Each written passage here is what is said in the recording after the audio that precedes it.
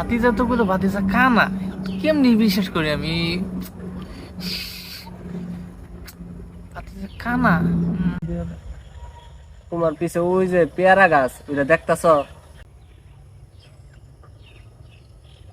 হ্যাঁ, দেখতেছি। ওই যে রাস্তাটা তিনটা মহিলা যাইতাছে দেখতাছ?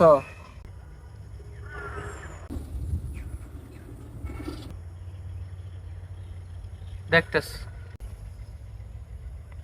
ওই যে তারও একটা পাখি বয়ে রয়েছে দেখতাছ?